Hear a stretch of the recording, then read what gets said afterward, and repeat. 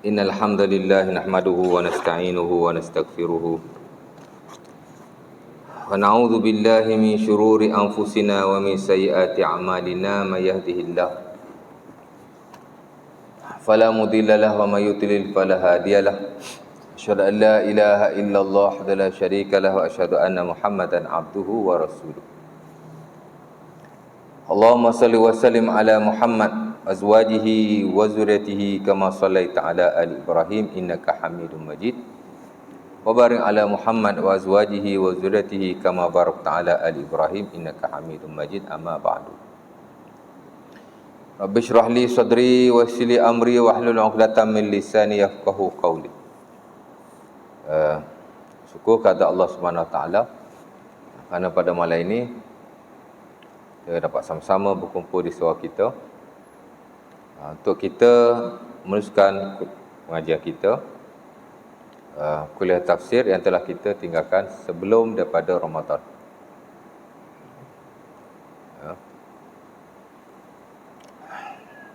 Sebelum tu saya nak ucap selamat raya lah ya. Selamat raya, Aidilfitri, maaf zahir dan batin ya. Puasa itu tak buat tazkirah. Tak ada tazkirah ya?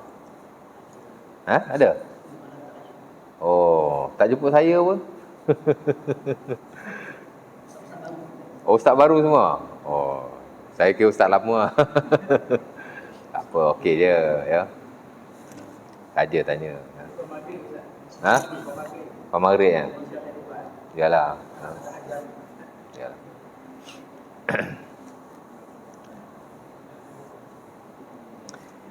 Okey, baik. Dulu kita masih ayat yang ke-25 daripada surah Al-Baqarah, di mana dua baris daripada ayat itu telah saya huraikan secara panjang lebar, di mana kata Allah Subhanahu wa taala, wa basyiril ladzina amanu wa amilus solihat anna lahum jannatin tajri min tahtihal anhar. Dan sampaikanlah atau beritahulah berita gembira kepada orang-orang yang beriman dan beramal soleh.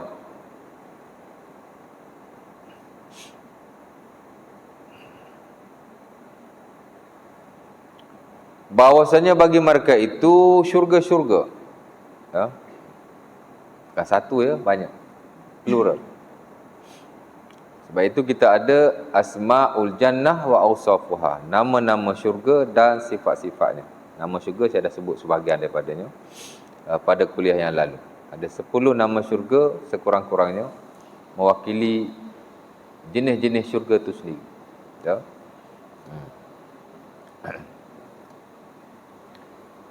Dan of course lah syurga tertinggi ialah syurga Al-Firdaus. Syurga Al-Firdaus, Jannatul Firdaus. Ya.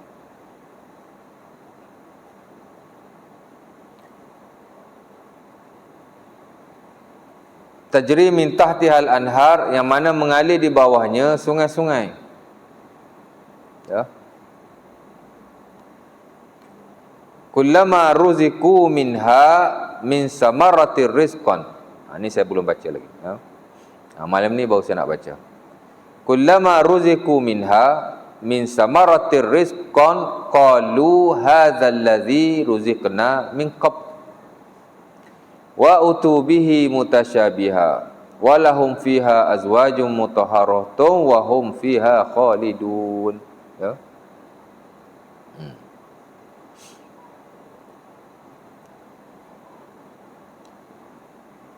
Allah Ta'ala berfirman, kullama ruziku minha min samaratin.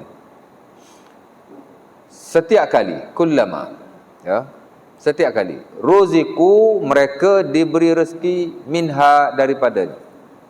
Siapa mereka? Itulah ahli-ahli syurga. Ya. Kerana bila kita bercakap tentang syurga, of course lah yang mendiami syurga ialah ahli-ahlinya. Sebagaimana neraka ada ahli-ahlinya, syurga juga ada ahli-ahlinya. Dan tidak ada tempat yang lain selain daripada kedua-duanya. Ya. Masalah kata we only have two destination in hereafter. Kita hanya ada dua destinasi saja pada hari kiamat. Tidak ada 3, tidak ada 4. Hanya golongan Mu'tazilah saja yang kata ada 3 tempat, 3 destinasi. Mu'tazilah ni kira satu firqah atau satu puak lah daripada orang Islam juga. Ya. Cuma dia bukan ahli sunnah lah. Ya. Al-Imam Abdul Hasan Al-Ash'ari rahimahullah dalam bukunya Maqalatul Islamiyyin wa Ikhtilaful Musallin, itu antara buku penting beliau yang menghuraikan tentang akidah-akidah setiap daripada firqah-firqah umat Islam selepas kewafatan Rasulullah sallallahu alaihi wasallam. Dia disebut ikhtalafa an-nas ba'da Rasulillah sallallahu alaihi wasallam ila asharati asnaf. Ya. Dalam buku tu dia sebut awal-awal lagi sebelum dia nak hurai mazhab-mazhab dan aliran-aliran dalam akidah ni, dia kata telah berpecahlah manusia selepas Rasulullah sallallahu alaihi wasallam, yakni selepas wafatnya Rasulullah, kepada 10 asnaf. Asnaf ni makna golongan. Asnaf ni makna puak ataupun jenis. Itu makna asnaf, ya.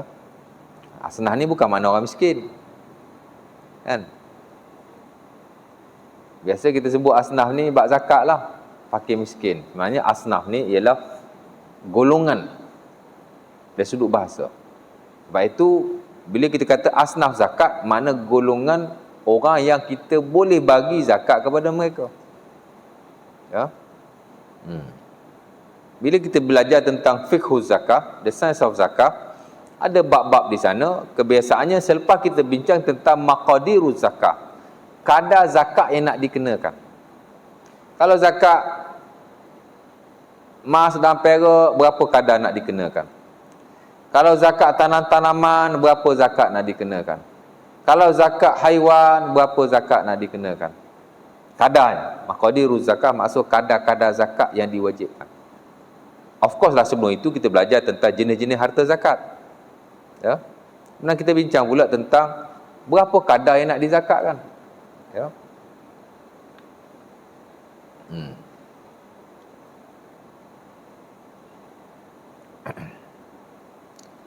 Berapa pula kadar zakat apa lagi? Rikas, zakat harta karun. Orang beli tanah, tengok-tengok gali-gali nak cucuk tanam berapa, ada emas kat dalam tanah dia. Itu dia panggil harta karun. Kita kata harta karun. Ya. Di sisi orang Arab dipanggil harta rikas. Dan Nabi pun sebutlah, Nabi bagi tahu juga rikas ni kena zakat. Wa fir rikazul khumus, ya. Sahih Muslim daripada Abi Hurairah radhiyallahu taala anhu dan Ibnu Umar, Nabi kata rikas mesti dikeluarkan 1/5 daripadanya. Agak banyak lah, ya. Kalau jumpa emas, 1/5 daripada emas itu adalah dizakatkan tanpa perlu tunggu haul, dan juga tanpa nisab di sisi segelintir ulama, walaupun majoriti mengatakan bahawa perlu juga nisab, kena nisab juga. Tapi standard dalam mazhab Hanafi tak ada nisab. Jumpa besar kelingking pun 1/5 mesti dizakatkan. Tapi majoriti kata kalau sikit tak perlu zakat. Tapi kalau banyak, maksudnya mencapai nisab, maka dah dizakatkan. Tapi haul tak perlu, ya. Itu dipanggil rikas. Adalah kadar-kadar zakatnya yang disebut sebagai maqadiruz zakah, ya. Kepada sebab itu ada dipanggil orang-orang yang kita mesti beri zakat kepadanya. Masarifuz zakah. Hak tadi maqadiruz zakah, kadar zakat yang nak dikeluarkan. Dah keluar dah zakat ni, nak bagi kat siapa? Bincang pula dalam bab masarifuz zakah. Ya.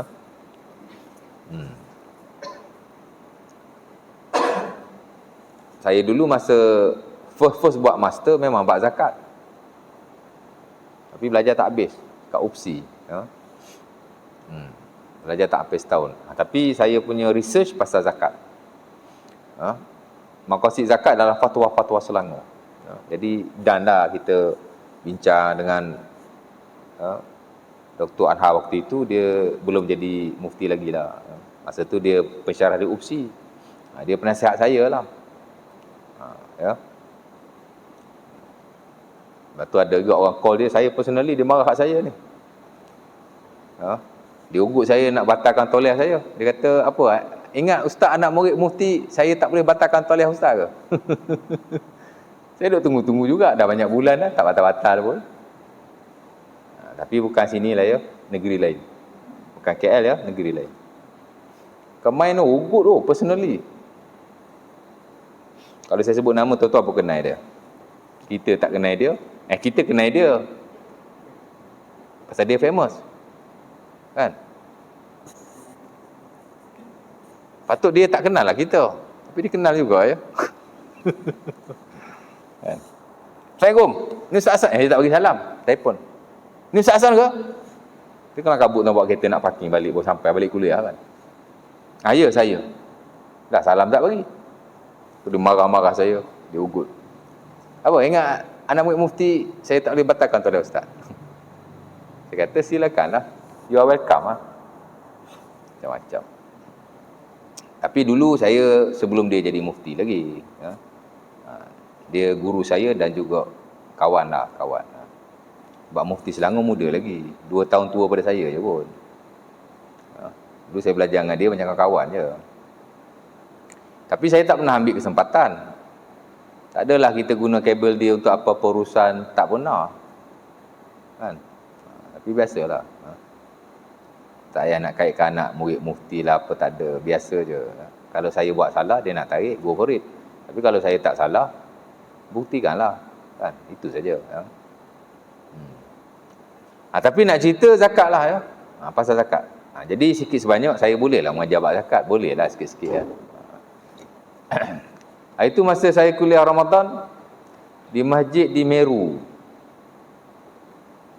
Bila habis kuliah, siapa tanya pasal zakat? Boleh subuh. Bolehlah sikit sebanyak lah. Baik. Balik pada yang tadi, di sana ada bab masarifuz zakah. Masarifuz zakah. Masarifuz zakah ialah kepada siapa zakat kita nak beri. Lepas tu zakat dia bukan macam sedekah, boleh main bagi saja, tak boleh. Ada orang disimpan duit di bank. Kemudian at the end of the year, dia keluarkanlah zakat tu. Tapi dia pergi bagi kat masjid, pergi bagi kat surau. Kan? Kalau kita lihat secara terperinci, adalah pendapat yang kata boleh. Tapi majoriti kata tak boleh zakat diberi seumpama itu. Main bagi gitu je kan. Mesti tertakluk kepada masarifuz zakah. Orang-orang yang mesti diberi zakat kepada mereka menurut apa yang disebut oleh Allah Subhanahu Wa Taala dalam Quran. Ada benda Allah Taala tak sebut, Nabi sebut. Ada benda Allah Taala tak sebut, Nabi tak sebut. In spesifik bolehlah kita ijtihad. Kan, bagi pendapat masing-masing base kepada kajian masing-masing. Tapi kalau benda tu dah dinaskan oleh Allah Ta'ala, mesti follow. Allah Ta'ala sebut dengan jelas 8 asnaf tu lah. Innamas sadaqatu lil fuqara'i wal masakin wal 'amilina 'alaiha. Innamas sadaqatu lil fuqara'i wal masakin wal 'amilina 'alaiha. Apa lagi? Surah At-Taubah ayat 90 kan? Saya tak ingat. Innamas sadaqatu lil fuqara'i wal masakin wal 'amilina 'alaiha. Tak ingat. Sambung, siapa hafal? Wal mu'allafati qulubuhum wa fir riqab wal gharimina wa fi sabilillah. Tengah-tengah tu tertinggal. Surah At-Taubah tu ayat 90. Saya tengok ya. Tak apalah. Tapi Allah Ta'ala sebut asnaf ni, nanti tengok balik. Asnaf ni masuk orang-orang yang mesti diberi zakat kepada mereka, jenis-jenis manusia, bukan orang miskin. Tapi dan kita orang Melayu boleh sebut asnaf lebih kepada itu asnaf tu. Betul juga, tapi dia lebih menjurus kepada fakir dan miskin. Sebenarnya asnaf bukan fakir dan miskin. Asnaf dalam zakat merujuk kepada 8 golongan yang Allah Taala suruh kita bagi zakat kepada mereka.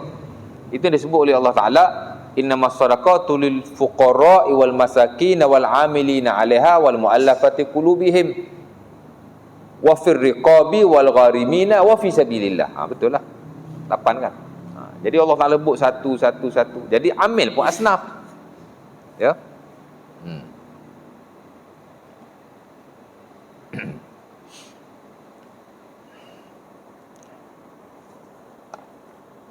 Jadi tidak hanya menurut ataupun tidak hanya merujuk kepada orang-orang miskin, tapi jenis-jenis manusia, ya. Kalau asnaf zakat, mana jenis-jenis manusia yang mesti kita beri zakat kepada mereka. Baik.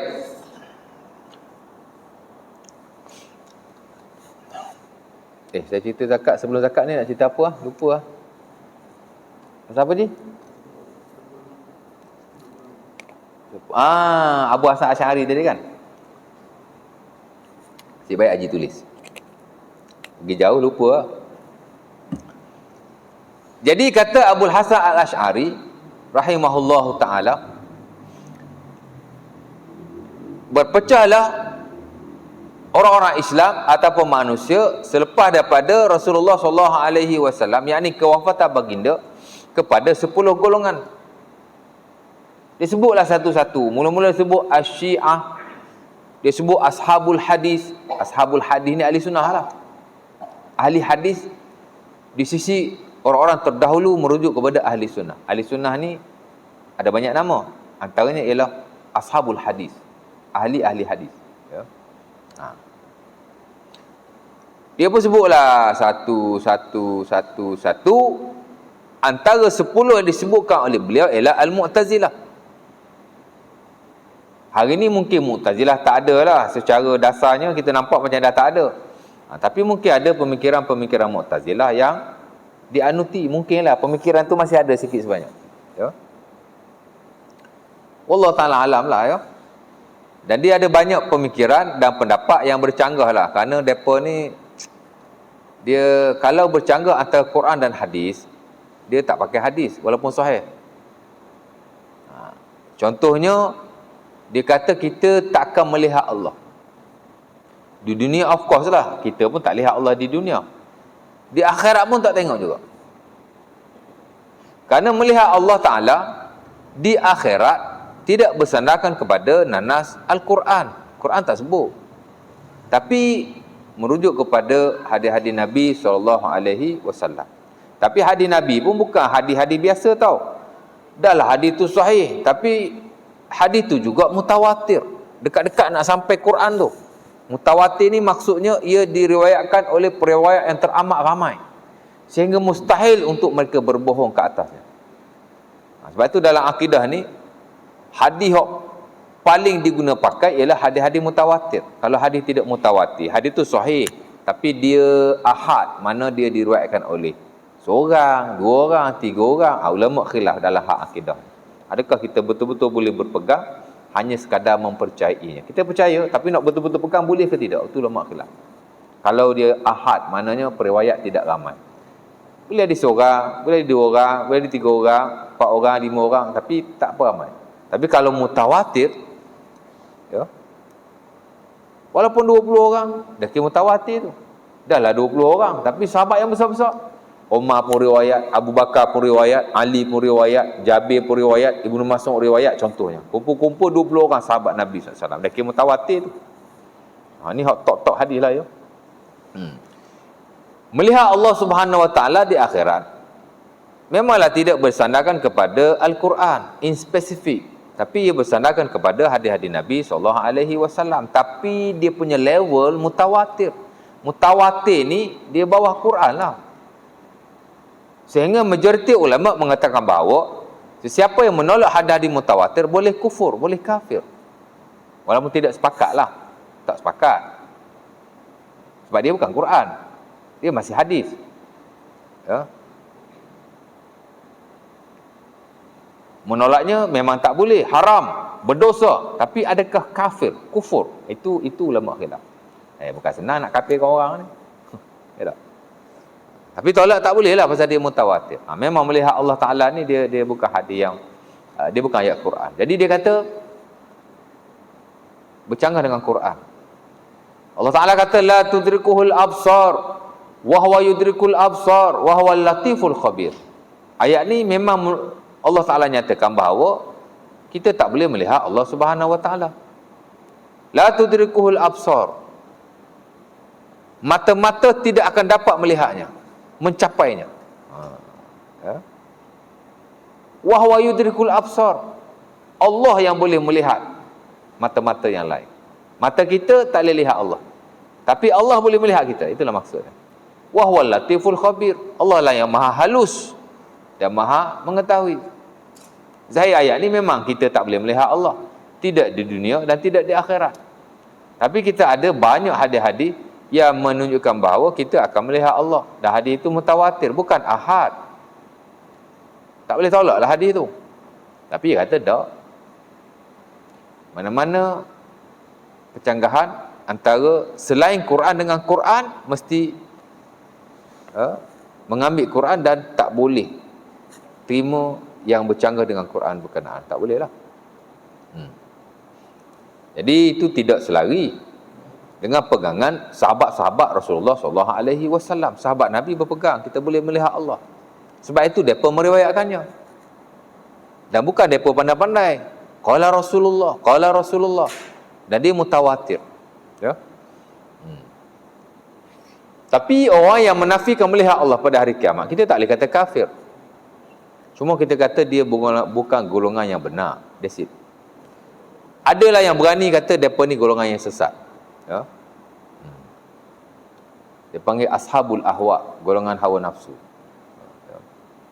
Tapi mereka masih orang Islam. Sebab itu dia kata ikhtalafa al-muslimun ba'da Rasulillah. Berpecahlah orang-orang Islam selepas Rasulullah. Ya. Sama juga dalam konteks ni, dia kata pada hari kiamat kita ada 3 tempat. 1 syurga, 1 neraka, 1 lagi di tengah-tengah. Dipanggil manzilatun bainal manzilatain. Ya. 1 tempat di antara 2 tempat. Itu istilah dia, manzilatun bainal manzilatain. Ya. Itu Mu'tazilah, antara dia punya pegangan lah ya. Dia kata ada syurga, ada neraka dan ada di tengah-tengahnya. Syurga tak masuk, neraka pun tak masuk. Siapa yang masuk syurga? Orang-orang yang soleh, orang yang beriman penuh kepada Allah Subhanahu Wa Taala dan Rasulnya, dan tidak melakukan dosa besar sama sekali. Dia tak buat dosa besar, masuk syurga. Kalau dia buat dosa besar sekalipun, dia diampunkan oleh Allah Subhanahu Wa Taala, maka dia masuk syurga. Itu 1 golongan. Yang kedua, neraka. Neraka ni ialah orang yang tidak beriman kepada Allah Ta'ala dan Rasul. Buat dosa ke, tak buat dosa ke, as long as dia tak beriman, dia kafir, dia musyrik, itu tempat dia. Hellfire, masuk neraka. Hak tengah-tengah ni dia kata orang yang beriman, melakukan dosa-dosa yang besar, tidak diampunkan oleh Allah Subhanahu Wa Taala, maka dia berada di manzilatun bainal manzilatain. Dia tidak dalam neraka, dia juga tidak dalam syurga, tapi duduk di tengah-tengah. Tak tahulah macam mana. Ya. Adalah hujah dia, dalil dia kan. Kita pun tak belajar in spesifik golongan-golongan ini. Ada banyak lagi dia punya pendapat-pendapat yang lain. Itu dipanggil Mu'tazilah ya. Dia kata ada 3 destination of Muslim. Ada 3 destinasi. Kita tak, kita kata ada 2 saja. Imma ilal jannah wa imma ilan nar. Sama ada ke syurga, sama ada ke neraka. That's it. Ya. Ada orang yang masuk syurga straight away, bighairi hisab, tanpa hisab. Ya. Yadkhulu ummatil jannah sab'una alifan bighairi hisab. Nabi sebutlah hadis Bukhari dan Muslim daripada Abu Sa'id Al-Khudri, akan masuk syurga di kalangan umatku 70,000 tanpa hisab. Ya. Sahabat pun bertanya, man hum ya Rasulullah? Siapa mereka wahai Rasulullah? Sahabat nak tahu, adakah mereka orang yang terlalu tinggi imannya ataupun terlalu banyak amal solehnya? Nabi pun kata, alladzina la yatatayyarun wala yastarqun ala rabbihim yatawakkalun. Orang-orang itu ialah orang-orang yang la yatatayyarun, dia tidak tatayyur. Apa makna tatayyur? Dia tidak mempercayai perkara-perkara yang khurafat, perkara-perkara yang membawa kepada kesialan. Buat benda ni nasib malang, buat benda ni nasib malang. Pasal orang Arab jahiliah memang mereka ada sikap tatayyur. Tatayyur ni makna dia suka benda khurafat. Ya. Kalau dia nak pergi berniaga, dia lepaskan burung-burung. Kalau burung tu terbang ke kanan, dia akan meneruskan perjalanannya. Tak kira lah nak berniaga ke, nak musafir, nak apa pun. Dia lepas burung dulu. Boleh jadi dia buat kenduri, anak dia nak kahwin mungkin. Dia lepas kenduri, dia lepas burung dulu. Kalau burung terbang ke kanan, good luck. Bagus ni dia kata. Boleh buat. Kalau nak pergi berniaga, perniagaan dia akan untung. Kalau dia keluar untuk satu hajat, hajatnya akan ditunaikan. Mana dia kata, itu tatayyur. Orang Melayu tak tahu panggil apa. Kita panggil apa macam tu. Kalau dia tak ada burung, dia pergi ke pokok-pokok, dia akan gegarkan pokok tu bagi burung terbang. Dia akan tengok burung tu terbang ke mana. Macam-macam cara lah. Ya. Ataupun dia mempercayai hari-hari tertentu. Kalau keluar hari Senin, berjaya.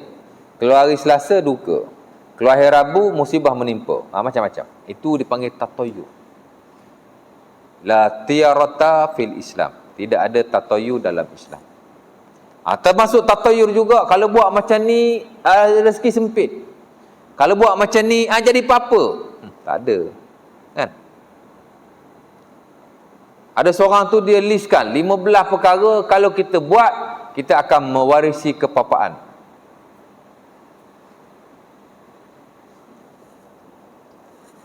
Ustaz juga ni. Famous juga. Antaranya ialah kalau ada sarang laba-laba di rumah, rezeki tak masuk, bahkan boleh menyebabkan kefakiran. Maka jangan biarkan sarang laba-laba berada di dalam rumah kita. Antaranya ialah berdiri di hadapan pintu ketika tenggelamnya matahari. Nonsense lah. Apa masalah dia ya? Antaranya ialah jika pinggan mangkuk dibiarkan di dalam sinki semalaman tanpa dibasuh. Zaman Nabi dulu ada sinki ke? Kita boleh question tu. Ya. Antaranya ialah menyapu muka atau mulut atau hidung dengan hujung baju. Tadi saya buka emas, saya sapu macam tu kan. Fakir tu. Saya dah 20 tahun buat benda ni. Tak fakir-fakir pun, memang tak kaya. Tapi saya tak miskin. Boleh makan lagi, boleh hidup lagi. Ya. Nabi suruh sapu pakai ujung tangan, kita kata fakir pula dah. Repet. Saya pun personal messenger dia. Ustaz, saya nak dalil lah Ustaz, setiap yang Ustaz nyatakan ni. Kok saya boleh mengajar di tempat lain, saya boleh kongsikan. Benda-benda yang baik kan. Dia pun hantar kulit buku kat saya. Dia ambil gambar kitab, dia tunjuk kat saya. Saya kata saya bukan nak kulit kitab, saya nak dalil. Itu dia panggil tatayyur ya. Ha? Kalau benda-benda seumpama ini menjadi sebab rezeki tak masuk, fakir atau seumpamanya, orang non-Muslim akan miskin lebih dulu daripada kita. Kadang benda-benda ni mereka percaya kuat, tuan-tuan. Kerana mereka kebanyakannya, walaupun dia ada agama-agama tertentu, walaupun kita kata Buddha, Hindu, Kristian, tapi mereka juga banyak berpegang kepada kepercayaan nenek moyang. Yang benda-benda macam ni lah. Kan? Patut mereka lah miskin dulu. Mereka banyak khurafat. Tapi mereka duk kaya lebih daripada kita pun. Jadi janganlah rosakkan pemikiran orang Islam dengan benda-benda merepek dan nonsense seumpama itu. Sebab tu kita suruh belajar agama mesti base kepada Quran dan hadis-hadis Nabi SAW supaya kita berada di atas track yang betul. Takat ada dalam kitab belum tentu kita boleh terima. Siapa-siapa boleh tulis kitab. Siapa-siapa boleh karang buku. Even non-Muslim pun ramai yang karang buku Islam. Kita panggil orientalis, al-mustasyrikun. Kan? Imam Syafi'i pun dah ajar kepada kita. Apa-apa yang ada dalam buku aku, buku dia sendirilah Ar-Risalah. Kalau betul kau ambil, kalau tak betul kau jangan ambil. Kan? Quran je kita boleh terima 100% dan tak boleh menolaknya 100%. Lain pada Quran, apa yang baik kita ambil, apa yang tak bagus kita ketepikan. Kita tak adalah tolak kitab tu 100%. Jadi prinsip dan metodologi kita kena jelas lah. Itu kami di universiti itulah yang kami pegang. Kat tempat lain saya tak pastilah ya. Tapi tatayur, Nabi kata allazina la yatatayyarun, orang yang tidak mempercayai benda-benda khurafat seumpama itu masuk syurga tanpa hisap tau. Ya. Kerana tatayur seumpama ini dibenci oleh Allah Subhanahu Wa Taala dan membawa kesyirikan. Ya. Betul tak? Lagi satu, dia mendustakan Allah Subhanahu Wa Taala. Buat begini jadi apa-apa. Buat begini kau fitnah Allah tau. Punyalah Allah Taala buka pintu rezeki kepadamu seluas-luasnya asalkan kamu berusaha dan tidak melakukan benda yang haram. Tiba-tiba kamu dengar benda-benda yang tidak ada asasnya, kamu kata rezeki tak dapat dan seumpamanya. Kamu telah ingat fitnah manusia je boleh, fitnah Allah pun boleh. Itu termasuk dalam fitnah Allah lah tu. Allah itu Razzaq. Tiba-tiba kita kata begini sempit rezeki, saya pun tak tahulah ya. Tatayur, jangan ada tatayur. Siapa yang tidak tatayur ada peluang masuk syurga tanpa hisap. Allazina la yatatayyarun, dia tak percaya benda-benda merepek seumpama itu, kepercayaan karut yang tidak ada asasnya. Ya. Wala yastarkun, dan tidak minta dijampi. Ulama kata jampi di sini ialah jampi-jampi yang haram. Jampi-jampi yang menyanggahi syarak, bukan jampi-jampi yang dibenarkan oleh Rasulullah SAW. Pasal jampi ni ada dua ya. Satu jampi yang dibenarkan, satu jampi yang dilarang malah boleh membawa kepada syirik. Pasal orang Arab memang dia suka jampi.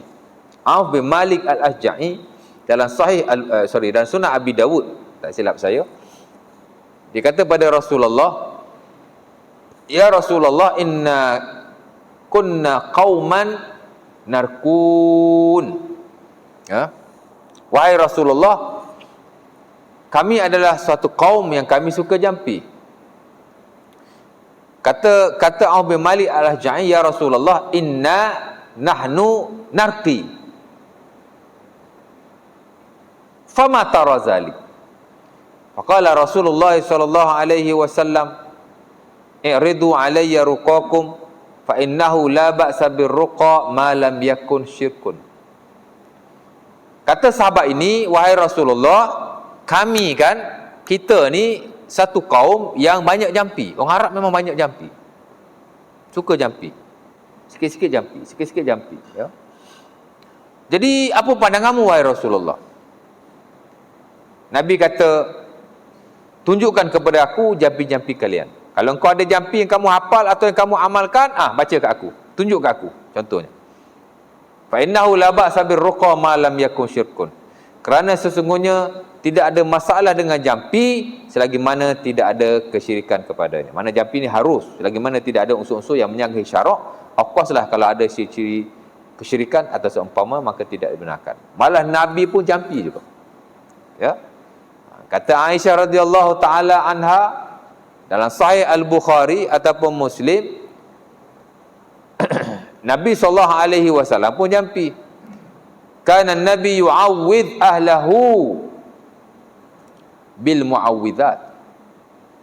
Adalah Rasulullah SAW mentakwizkan, yakni menjampi ahli keluarganya dengan mu'awwizat. Qul huwallahu ahad, qul a'udzu birabbil falaq, qul a'udzu birabbin nas. Kan? Anak kita sakit, jampi tuan. Jadi bomoh sendiri. Kan? Jampi 3 kul lah. Kalau tuan-tuan bawa pergi jumpa dukun atau bomoh, kalau dia bagi akar kayu, dia bagi benda-benda alami, ya, bagi makan, okey lah. Tapi kalau dia baca, tak apa-apa yang dibacanya. Kalau dia baca Quran pun kadang tak betul mana pun. Tuan-tuan baca Quran lagi betul daripada Tok Bomoh tu. Tuan-tuan baca sendiri ya. Kan? Jampi 3 kul. Saya semalam pergi lawat sahabat saya kena stroke. Saya baca doa Rasulullah SAW, saya jampi dengan 3 kul berkali-kali. Kan? Dan ramai juga bila saya pergi melawat, saya jampi, alhamdulillah baik. Selepas itu keluar hospital, okey lah. Tapi ada juga yang meninggal pun. Biasalah, hidup dan mati di tangan Tuhan. Kan? Kalla idza balagatit taraqi wa qila marraq. Allah Taala kata, ingatlah jika sudah sampai ajal di tengkukmu, maka siapa lagi yang boleh menjampimu? Kalau Allah Ta'ala dah kata mati, mati juga. Tapi kita usahalah ya. Itu salah satu caranya. Bukan sekadar melawat, baca jampi kat dia, bagi dia duit sikit. Yang paling penting, bagi pesanan kat dia, kuatkan semangat. Jangan putus asa, jangan stres-stres. Itu penting tu. Saya kalau pergi melawat sahabat saya mesti pesan yang tu. Last sekali nak balik kan, saya kata, kuatkan semangat, jangan stres-stres, tenang aja. Saya pergi melawat sahabat saya semalam. Dulu memang dia imam kat surau kami. Dia tengah pasang Quran dengan telefon dia. Saya masuk-masuk tengah dengar Quran. Cakap pun tak pernah faham lah, ada wire ke hidung apa semua kan. Tapi lepas saya tanya sikit sebanyak, saya jampi kan. Ada juga nurse datang, dia tengok, bomoh, ini bukan bomoh, ini doa aje. Tak kisah, saya jampi, saya gosok satu badan dia kan, saya doa, tapi tak adalah angkat tangan. Ujung saya akan kata pada dia, kuatkan semangat, jangan stres, tenang-tenang kan, insyaAllah okey. Dia macam tu. Dan saya suruh kawan-kawan saya melawat. Orang yang sakit, saya ada pengalaman masuk hospital tuan-tuan kan. Bila orang datang melawat, kita punya moral jadi lebih baik. Lepas saya melawat sahabat saya WhatsApp dalam grup-grup yang ada. Saya kata, siapa yang belum melawat, pergilah melawat. Sahabat kita ni kalau ramai orang melawat, dia akan jadi lebih baik. Bagi seorang moral kat dia, saya kata kan. Betul tuan. Kalau orang kawan-kawan melawat kan, alah, orang sakit ni tuan-tuan, dia mari time dia rindu kat member tau. Saya pernah sakit, saya pernah masuk hospital banyak kali. Tapi tak adalah macam orang lain yang berbulan-bulan, tak adalah. Adalah masuk 5 hari, seminggu. Kita rasa sunyi, rasa lonely kan. Kita tak pernah masuk hospital. Kalau ada orang melawat, okeylah. Syak, azan dulu lah. Azan dulu lah.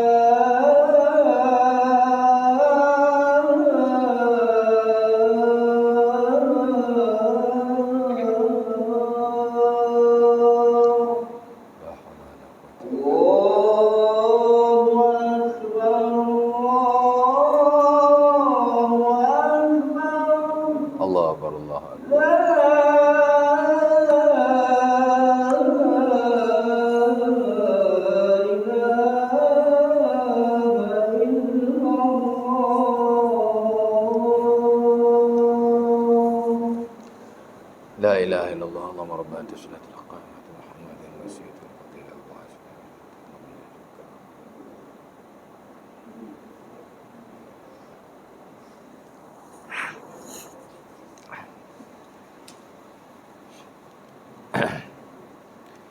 baik, saya habiskan ini sikit, lepas tu kita berhenti lah ya. Jampilah ya. Kadang-kadang Nabi baca kepada kaum keluarga yang sakit, Asibil ba'sa rabban nas washfi anta syafi la shifaa illa shifauka shifaan la yughadiru saqaman. Itu satu bentuk jampi Rasulullah SAW, umpama yang diriwayatkan juga dalam Sahih Muslim daripada Aisyah, di mana kata beliau, kana Nabi yu'awwidh ahlahu yamsah biyadihi al-yumna yaqulu, Nabi SAW menta'wizkan ataupun menjampi ahli keluarganya yang sakit, baginda menyapu-nyapukan tangan kanannya pada badannya dengan berkata, Asibil ba'sa rabban nas washfi anta syafi la shifa illa shifauka shifaan la yughadiru saqaman. Ada beberapa riwayat, ada beberapa lafaz. Itu salah satu daripada lafaz ya. Dan ini diamalkan oleh sahabat-sahabat Rasulullah SAW. Anas bin Malik diajar sahabat-sahabat yang lain, ala arkika biruqyati Rasulillah sallallahu alaihi wasallam, nak tak aku jampi kamu dengan jampi Rasulullah SAW? Dia pun berkata nak, bala. Dia pun jampi mereka atau ajar jampi Rasulullah SAW hak tadi, Asibil ba'sa rabban nas. Zainab, isteri kepada Ibnu Mas'ud, satu hari dia sakit, dia panggil Tok Bomoh. Tok Bomoh Yahudi mari ikat tali di tangannya. Tali. Kita biasa juga kan pakai tali, anak kecil sakit ikat tali. Kan? Dia pun sama ikat tali. Tak apa yang dia baca. Balik Ibnu Mas'ud, dia ambil gunting, dia potong. Ya. Dan ini diriwayatkan secara sahih dalam Sunan Abi Daud dan selainnya. Lantas dia berkata kepada isterinya, innama yakfiki antakuli kama kana nabi yaqul Allahumma rabban nas mushibal ba's washfi anta syafi la syafi illa anta shifaan la yughadiru saqama. Berapa kali tersebut syifa ya. Memadai untuk kamu baca seperti mana dibaca oleh Rasulullah sallallahu alaihi wasallam. Dia pun ajar isteri dia, asibil ba's, Allahumma rabban nas. Allahumma rabban nas, musibal ba's, washfi anta syafi la syafi illa anta syifa'an la yughadiru saqama. Jibril pun pernah jampi Rasulullah. Dan saya Muslim daripada Abu Sa'id, Jibril datang. Tashtaki ya Muhammad, kamu sakit ke Muhammad? Naam, ya. Nabi manusia kan? Of course lah sakit. Dia pun baca bismillahi arqika, Allahu yashfika, min kulli da'in yu'zika, wa min kulli nafsin aw ainin hasidin, Allahu yashfika. Ya. Bukan saja orang sakit tuan. Anak yang baru lahir, Nabi jampi. Hasan lahir, Nabi jampi. Cucu dia, Husain lahir. Husain dulu, bukan Hasan dulu Hasan dulu kan, baru Husain. Lahir, Nabi jampi. Dengan Nabi berkata, u'izukuma bikalimatillahi tammah wa min kulli syaitani hammah wa min kulli aini lammah. Dan Nabi berkata selepas itu, inilah doa yang dibaca oleh Nabi Ibrahim alaihi salam ketika beliau melahirkan Ismail dan Ishaq. Wa'izukuma bikalimatillahi tammah min kulli syaitani wa hammah wa min kulli aini lammah. Ya. Beri atau minta perlindungan kepada mereka daripada Allah, daripada syaitan dan hal-hal yang tidak baik. Nabi tuan-tuan setiap malam membaca pada dirinya, jampilah tu 3 kul. Tiup dulu slow-slow. Baca ku Allah, kau Zubrabil Falak, kau Zubrabil Nas, sapu satu badan. Bila dah baring ataupun kita berada di tempat tidur lah, duduk pun boleh. Kita dah duduk kan. Dah nak tidur. Buat 3 kali every night. Dan of course lah ketika Nabi sakit, Nabi memperbanyakkan lagi, tiup sapu, tiup sapu, tiup sapu, sehingga sampai satu tahap kata Aisyah radhiyallahu taala anha, Nabi dah tak mampu nak buat. Aisyah yang tolong buat kan. Ya.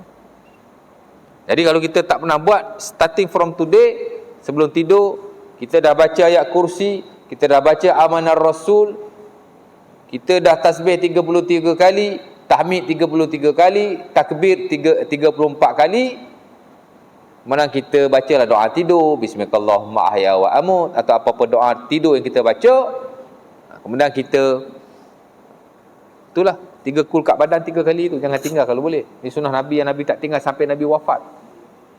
At the end tutup dengan doa al-barra yang diajar oleh Rasulullah dalam Sahih Bukhari, Allahumma aslamtu wajhi ilaik wa fawtu amri ilaik wa alja'tu zahri ilaik raghbatan wa rahbatan ilaik la malja'a wa la manja illa ilaik. Allahumma amantu bi kitabika alladhi anzalta wa bi nabiyyika alladhi arsalta. Letak tangan kanan bawah pipi kanan, miring sebelah kanan, hadap kiblat, tidurlah. Ya. Fa imutta mutta 'alal fitrah. Kalau kamu mati atas fitrah, yakni atas iman. Tapi wudu lah ya. Wudu. Hak nombor 1 wudu. Ya. Jadi nak cerita begitulah ya. Jadi kita pun boleh amal lah. Balik pada yang tadi nak habiskan. Nabi kata la yastarkun. Dia tidak meminta untuk dijampikan, merujuk pada jampi-jampi yang haram, jampi-jampi yang syirik. Dan ujung sekali Nabi kata wahum ala rabbihim yatawakkalun.